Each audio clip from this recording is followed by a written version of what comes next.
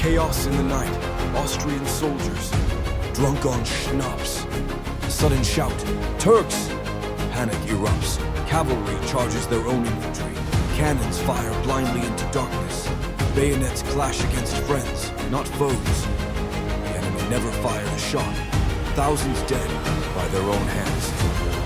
This was no battle. It was a massacre of themselves. If we reach 20 subscribers, I'll post part 2.